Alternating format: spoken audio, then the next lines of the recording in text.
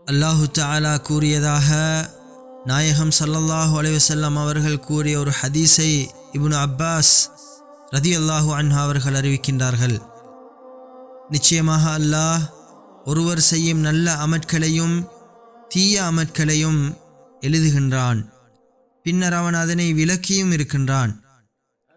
ஒருவர் ஒரு நல்ல அமலை செய்ய நினைக்கின்றார், ஆனால் அதை அவர் செய்யவில்லை. இருந்தும் அவனது எண்ணத்திற்காக அல்லாஹ் ஒரு நன்மையை அவனுக்கு எழுதுகின்றான்.